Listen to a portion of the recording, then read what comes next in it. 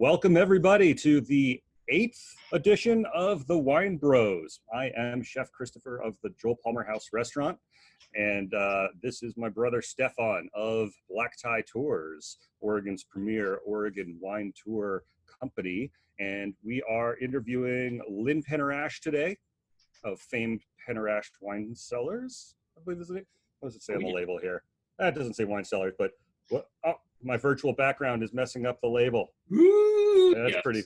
It's like kind of spooky, actually. It's like it's a little ghost label thing going on there. But it's Penner-Ash. It is Penner-Ash, and everybody knows Penner-Ash. So, total change of pace. We're trying a Chardonnay today. Chardonnay. Mm-hmm. Yes, exactly. Well, it's the hot grape varietal right now. People are pulling out their Pinot and, well, maybe not Pinot, but they're putting a lot of Chardonnay getting put in the ground these days. Hot. So, Chris, you're opening up tomorrow. Well, I've always been open up. It's the restaurant that's open again. Very excited. Finally, it's phase 1. Yamhill County was approved. We've had to block tables, keep social distancing going, but it looks like the weather is going to turn awesome next weekend, and so our patio will be open as well. We've been aggressively prepping in the kitchen the last couple days, so everybody gets to see our renovations and dishes, and I'm pretty excited about it. Yeah, do you still have any space available for Friday, Saturday? No, Friday, Saturday, Sunday this weekend we are just about completely booked unless you want to dine with us at 8:30 or later. But otherwise, no, it's pretty full. But like I've always recommended in the past, be smart, be professional, dine during the week. Yes. The weekend crowd. That's what the pros do. That's right. They dine early, 5 o'clock, mm-hmm. and or late, and in the week. Yeah, that's the way to do it. Well, I'm excited. I've been hungry. I want to come in and have myself a nice warm bowl of mushroom soup, maybe some 3 mushroom tart. You're going to have all the standards back on the menu, of course. Well, right? There's always certain dishes that are never coming off the menu. You know, our grandfather's mushroom soup, mom's 3 mushroom tart, dad's beef stroganoff, his risotto. Frankly, we'd get boycotted if I took those things off the menu, right? So those will always be there, but the rest of the menu we get to have fun with and play with. Right, it's in the street. Cool. Now, I know the tasting rooms are open too. Do you get to start doing tours again? Yep, we're doing our first tour in 2 months or whatever on Saturday. So excited to get back out there. But it is a different world. I mean, pretty much everything I know is appointment only. So that adds a new element. It's nothing new for us or whatever. But we're running our largest vehicle, our big van, our 15 passenger van. Whether it's 2 people up to 7 people, we will take and put people in the back, and to be distanced from the driver. Drivers are masked, and we ask people to wear masks in the vehicle, please. Because really it's, the open air, fine. Your patio, right. The winery patio is great. It's, when it's all kind of breathing the same air, that's no bueno. Yeah, in fact, speaking of open air and enclosed spaces, I don't think I've ever seen this tip online, but change the air filter in your HVAC system. Yeah.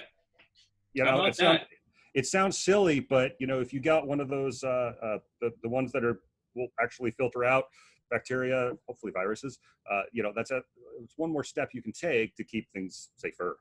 Yeah, and people forget about it too. So yeah. All right, Shastafur, we'll let Lynn in, and I'm excited. I haven't talked to Lynn in forever. Let's bring her on. Yep. Hey, there she is. Oh, hey, Lynn, you hear us okay? I can hear you. All right, cool. So where are you visiting us from virtually today? Virtually, I'm in Bend, Oregon. Gorgeous. Yeah, not bad. Is it nice out there today? It is. It's been a little windy and cool, but it is finally, the wind has settled and the sun is shining. So it's going to be a lovely evening for a walk around the block. Now, when we first reached out, you said something about rafting, kayaking, something on the water? Paddleboarding. Paddleboarding, Yeah. okay. Yeah, we're big paddleboarders, and we're trying to accomplish doing 100 bodies of water in a year. So, Oh, wow. All over this. Are there that many in the States? I'm assuming you're going out of not just Oregon. Yeah, we have a Sprinter van, so we travel all over the place. And anytime we see a body of water, it forces us to go out and paddle on it so we can get our 100 bodies. Forces you. Awesome. Where have you been so far? Well, we've been up to Idaho, and we've been down to Moab. We've been to Santa Fe, New Mexico. A lot here in Oregon. There's a lot of bodies of water. So we did a high Cascade Lakes tour just a couple, well, it was actually last year, and we hit maybe 8 or 9 different lakes and we're able to paddle around. That is awesome. Well, thanks for taking a break from your very active, fun schedule. Okay, Talk wait, to us one more about question water. about paddleboarding. Do you fish off the paddleboard, or is that strictly like from the shore or kayak or whatever? I suppose you could, Okay. but we You don't. can't go to that. I just imagine you hook into a big one and then you're in trouble Yeah. really quick. No, actually what I do is I take the paddle boards. We go up the Little Deschutes River, which is right near Crosswater. And then you can snag all the golf balls that have hit the water and take those back and play golf with them. There you go. Double whammies. Excellent. Well, welcome to the show. Happy to have you here. And we are drinking the 2008 Chardonnay from PennerAsh Cellars. If we can see that there. Yeah. I And mentioned Steph on the prior 7 episodes, it was all Pinot Noir. So this is a nice change of pace. come on, camera. There we go. It's International Chardonnay Day today, so this is appropriate. There we Is that go. today? It's today. Well, you know what, Stefan? It was like it was meant to be. It was meant It to is. be. I I'll think we drink- need a toast to that. I'll It sounds drink that. totally like BS and cliche, but we did not plan it this way. There we go. Chink.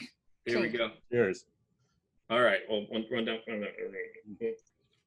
There we go. I like So the now fact that we're all using very different glasses also. we are, we're. I'm totally going casual today. No stemmed on mine. I we're- saw that. I actually have 2, so I have the Yeah, Chardonnay well, or the Pinot for I'm after. with There you. you go. Great minds. Now, so when did you get started with winemaking here in the Valley? I know you've been at it for a while. What's kind of the quick story of how did Lynn PennerAsh get to be where she is right now? Yeah. Well, I mean, I had been down in the Napa Valley for about, plus or minus 8, depending on if you count my Davis years when I was at University of California at Davis for about 8 vintages. And Paul Hart of Rexhill Vineyards actually contacted me and heard that I might be interested in making a change or moving north. And so he hired me and I came up to Rexhill back in 1988. So I got started in Oregon in 1988, and if I count on my fingers and can count correctly, I think that this vintage 2020 would be my 40th vintage.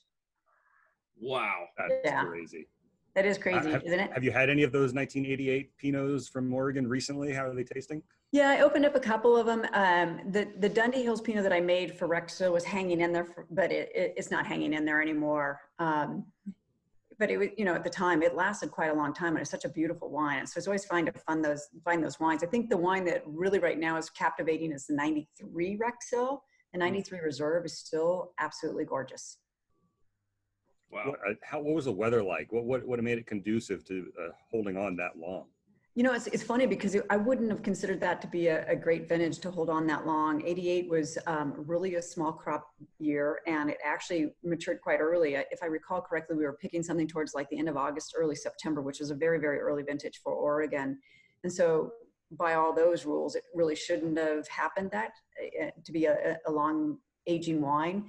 I think the difference was that was pre-Dijon clones. And so a lot of that was the Pommard and the Wadensville. And those wines tend to be more structured and have a little different acidity profile than our Dijon clones. And I think that's one reason why the 1988 Pinot Noir hung in there. All right, That's what's crazy about wine is that there's so many variables that go into making the wine. And then once it's in the bottle, it's always changing also. And then once you open it keeps changing. It's the irony behind a lot of that times is like when people first taste a wine, they sometimes will write off a vintage. I mean, particularly the 2011, when they wrote off the 2011 vintage. And you know what? One of the best wines I've had lately is our 2011 Palmer Creek Pinot. It's gorgeous. It's absolutely singing right now. And that was a vintage that people are just like, no, I'm not really sure about. Killer vintage. Those are some fun wines. So you got into Rexhill, took over there. And how long did. were you at Rexhill again? I took over Rexel. Yeah, I was there for 14 years. gotcha. Yeah. And so then it was back in the mid 90s, Ron and I started talking about what would it be like to actually have our own winery or actually our own label as such. And so Paul Hart very generously let me start it in 1998. So we were making it there at Rexhill in 1998, 2000, 2001. Oh, And it just kind of launched and took off. And so we really had to make some hard decisions. And one of the decisions we made was it wasn't really fair to Paul Hart. And really we had other ideas and goals that we wanted to do. So that's how we launched PennerAsh. Was we both quit our jobs. Ron was in education and I was at Rexhill, and we both left our jobs and went full-time into PennerAsh Wine Cellars.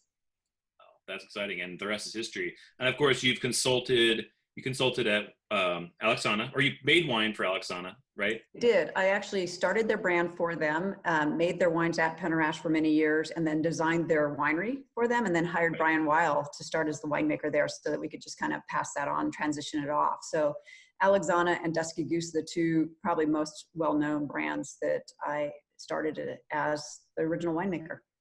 Yeah. And Dusky, are you still involved there I as am. well? Yeah. Mm-hmm. Yep. We're still making the wines for Dusky Goose. They do about 2,000 cases. Yeah, that's what I thought. Where's Now, go ahead. Where's the fruit from for Dusky Goose? Because I've had it and I knew you made it and I had just forgotten everything. Yeah, it's mostly from the Dundee Hills. So John Carter is the owner of Dusky Goose, and he owns Rambouillet Vineyard, which is right surrounding the winery itself. And then right next door to it is Lily's Vineyard, which is owned by Tom Edwards, but John has leased that long term. And then he also has another vineyard out in the Yamhill Carlton AVA called Fenwood, which he owned for a long time, but he just recently sold it, but we still source fruit for Dusky Goose from that vineyard site. So he doesn't have a lot of vineyard sites that he's working with for Dusky Goose, but he has some really nice ones. Now, since you've been in the Valley for a while, do you have any like really fun stories to tell? You know, I've got stories that I can't tell, right? But there's so much interesting stuff, and it's such a small valley. Everybody knows each other. There's staff being shared between restaurants, between wineries. Give us some juice. Give us some Give you juice. some juice. I don't know. There's a lot of great stories. I mean, we had a lot of fun in the earlier years when we used to have a group called the Party of Eight. And so it was like Michael Etzel, myself, Ken Wright, Laurent Montelou, Steve Dorner, Ted Castile. I'm missing a couple, I know, but we would go out and market together, and we would get in so much trouble when we were out in marketing. And I think some of my favorite memories of going out with those guys is that I was very, very conservative because I was the only woman in the group feeling like I really had to make a difference or be impactful. And those guys would go out and, Ken convinced me to try a blue Hawaii when we were in Hawaii before we had to go to a tasting. Best tasting I've ever done. I don't know about you, Stefan, but that sounds awesome. Like traveling around the country to sell and promote your wine with a bunch of winemakers. There you Yes. go. Stuff. It's not a bad experience. I was gonna say, my imagination. Some late is nights, flying though. wild. So And it's late- all in the company dime too. Your winery is paying for the marketing bills and travel bills and the restaurant Even bills, better. right? Even better. better. So it sounds like, I mean, it was a pretty tight knit group. It sounds like in the early days of Oregon wine, who were some of those people that maybe inspired you, encouraged you, and Yeah. are still great connections maybe today? I give a huge shout out for Terry and Ted Castile, because it was like, for me, I think the pivotal moment for me coming into Oregon was that first time I went to like the first winemakers tech group at Nick's Italian restaurant, where we used to meet on a regular basis, on a monthly basis. And I walk into that room and I'm the only woman in the room. I know nobody in the room. And you're just sitting there like, it's like, where do you sit? You don't know anybody. So you kind of have to try to figure out how to approach this. And Ted said, hey, come over here and sit down, and just started talking to me. And I think to this day, Ted and I are the closest of friends. We have lunch together on a monthly basis and just really enjoy sharing. He coaches me when I have vineyard questions. I coach them when they have winemaking questions. So it's a really great relationship. Now, on the flip side, what about some winemakers that are maybe newer to the game that you've been working with, or maybe you don't even know them and you've just had their wine and you went, man, this kid's doing it right? Yeah. Well, I mean, there's a lot of kids that are no longer kids that I think I had a little bit of influence on. I mean, Josh Bergstrom actually had his first job at PennerAsh. I shouldn't say at PennerAsh, at Rexhill. I like to Ryan Harms and the Can Wine Project, which who would have guessed the kid was 21 and had no idea what he was doing when he started. And now he's like the biggest producer of canned wine. It's kind of a big joke that Michael Etzel actually applied for a job with me and I did not hire him. So, oh yeah. So we've had a lot of great fun with that. But then I look back like Rachel Rose, Bryn Mawr, she worked for us at PennerAsh. Another woman, MJ Tise, she's down in California. So we've had a lot of really great young winemakers. You know, as I look at the list and where they've all gone, there's been a lot of really, really great young people who have gone on to do some really wonderful things. That's fun to be part of an incubator. Yeah. Growing the talent from within. Now, Chardonnay, drinking Chardonnay today, International Chardonnay Day, I assume so. Yes. Where would you say Oregon has been in the past with Chardonnay versus where it is now and maybe where it's going? Yeah, it's been a huge transition. When I first came up to Oregon, we only had the 108 clone, which came out of UC Davis. And that's what was recommended to be grown in Oregon. The problem being is that a lot of people planted that 108 Chardonnay where they didn't feel like Pinot should be planted, which is just completely wrong. You should be planting Chardonnay as in nice spots as you are planting your Pinot Noir. And we were all tending to stick it in the holes or this leftover corner of your vineyard, you stuck the Chardonnay in. And the problem with that was 108 being a large producer really wasn't maturing or ripening. So I made a lot of Chardonnay in the early years that was only, you know, about 19 bricks, you know, alcohols of around 11. And it was hard and very high acid and really hard to wrap your head around. And so people did not enjoy early Oregon Chardonnays. That said, I think there's some of those that are aging quite well now because of that higher acidity. But with the advent of the Dijon selections, we've gotten some better clonal material in Oregon, and people have actually started thinking about where they're planting those selections. And so we get better site selection, better vineyards, better clones. And so we're seeing the Chardonnay transition really taking place. And it started about 3-4 years ago where we really started emphasizing Chardonnay can be and is doing well in Oregon. How much have you seen the market shift as far as Chardonnay is concerned? Because I mean, at the restaurant, you know, we see all types. You know, you have those who want to drink a piece of wood, you know. Yeah. And they have others who just can't stand, you know, Chardonnay that's been on oak. And then most consumers don't have any idea what, you know, the malolactic fermentation does and how that affects the Chardonnay. And so I don't know. Just tell me what your impressions have been on the market and on what people have been looking for in their Chardonnay over the years. I think it's a really good question. I think it, you know, in so many ways, we're all in our own little bubble because we appreciate really great Chardonnay. We appreciate Chardonnay that ages really well. I prefer a really high acid Chardonnay with very low oak. If you're trying our 2018 Chardonnay right now, you're probably noticing that it's a really bright, very fresh, really crisp, maybe more Chablis style than California style at all. I think it's a much more food friendly wine, but that is a tough transition for people because they have pretty much been raised on buttery, oaky Chardonnay. Right. And I have to admit, I have a hard time convincing even some of my friends to transition from that style of Chardonnay to what I really feel is a better food wine and a wine that will age better in a style like we're making here in Oregon. Yeah, well, I think you hit the nail right on the head as far as the description goes, because when I first tasted, I was like, this is not typical. This is not what I was expecting. You know, I knew that you were going to make a fantastic Chardonnay that wasn't going to be, you know, totally unoaked or oak heavy. It was going to be in that middle ground, just right where it is. But it also does have that crispness, that freshness to it. It's the kind of white wine that'll cut straight through fat. You know, when you're eating with food, you know, cheese or, you know, really fatty meats or pork, you know, braised. It's the kind of wine that really wants to be with food, which is great for me as a restaurateur. Speaking of which, how do I get some? Call the winery. Who's your distributor? You can tell me offline later, but we got to get our hands on some. Oh yeah, definitely. And I'll be honest with you, this is not released in the marketplace just yet. So you guys are getting a first taste of this. We get a preview. It's coming out probably, I think we're estimating like a September release because we do age over vintage and then bottle in like a little bit of bottle age on the wines. So nice. I just thought it'd be fun for you guys to see because this is truly our first release of Chardonnay that'll be out in the national market. I shouldn't say national market, out in the market as such. So you're getting a kind of a preview. Yeah, before you hopped on, I was telling Stefan I had to do a double take when I looked at the label. I was like, 2018, wasn't that like a week ago? Yeah. I can't believe time is just flying by, especially when you're spending all your time at home all day long. So. I You're think getting everything else in your cellar. yeah, we've all aged. We've all aged years in the last couple months. That's for sure.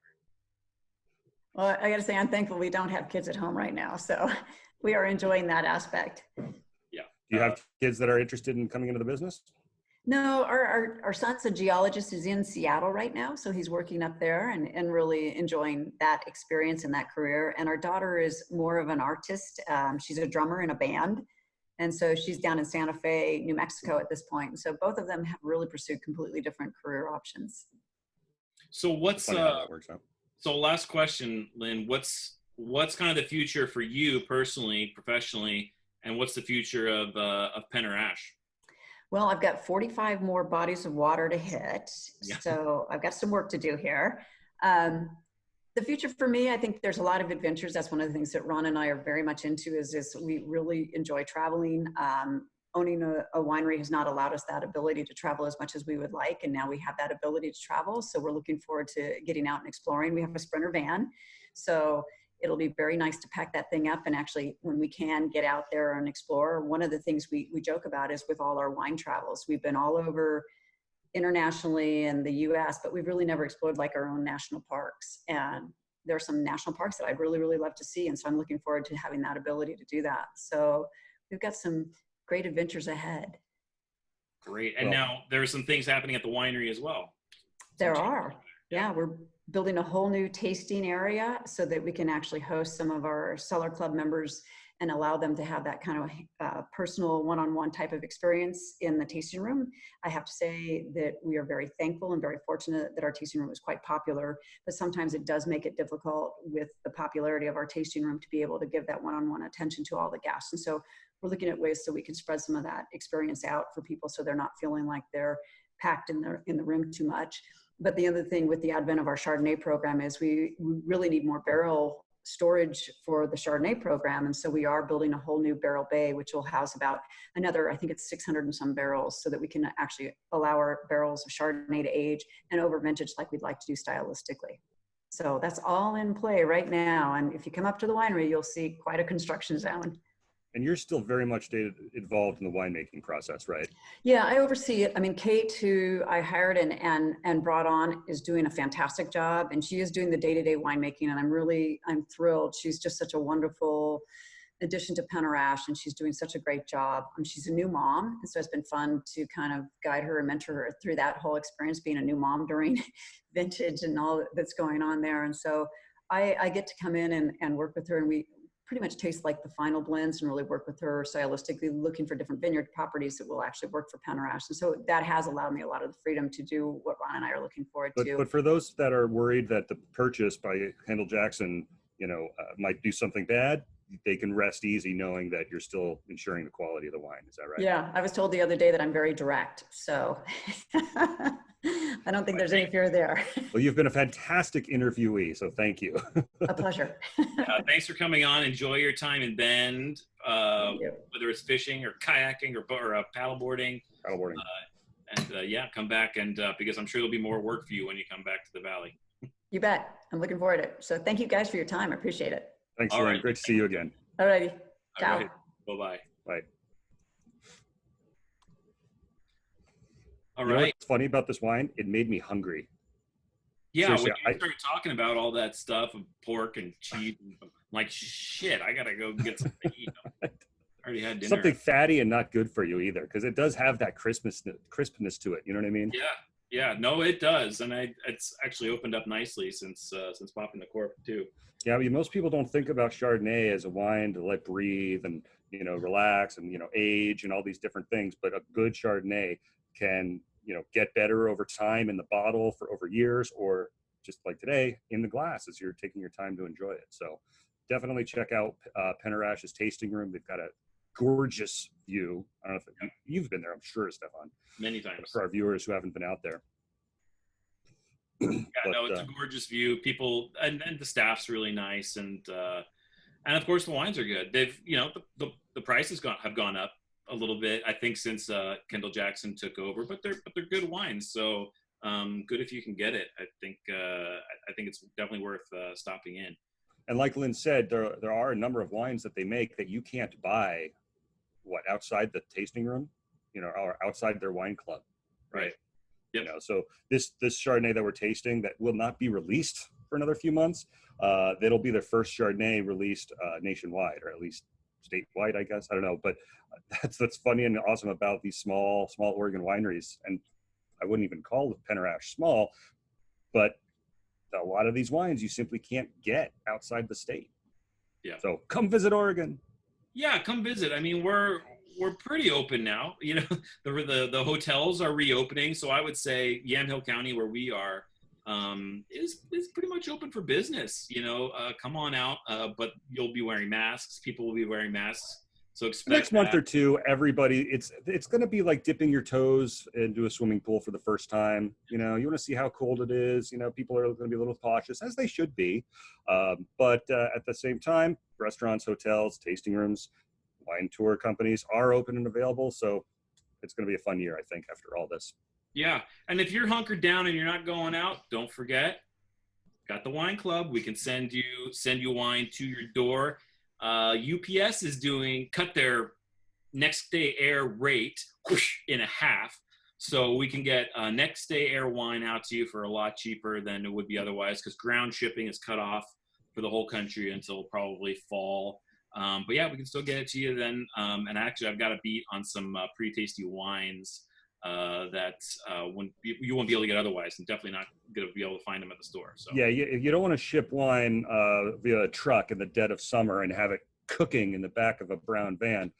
So it's nice to hear that they dropped the shipping rates. Yeah, it's for like 6 bottles, it'll go $82 or less anywhere in the country. And then if you want a case, that's like, I want to say $110 or less. 110 would be the most. So even all the way to the East Coast. So if you're not ready to leave your state, start flying, visiting Oregon yet, Stefan can curate 6-packs and full cases of wine to your taste. That's kind of what's cool about all this. In fact, I haven't even told Mary, my wife, about this yet, but Stefan is now officially consulting on the wine list at the Joel Palmer House. So this is very much a collaborative thing, and that if you're going to order wine from Stefan, they're going to be awesome wines. Yeah, it's fun. It's fun working together again. We've done kind of our own thing for years, but a symbiotic relationship, but not directly working. So it's it's good to be involved again. Fist bump. All right. Boom. All right. Well, thanks for checking out our video this week. I hope you tune in again. Chris, I will see you next week, and we'll have a new guest for our viewers. See you next week. All right. Bye-bye now. Bye-bye.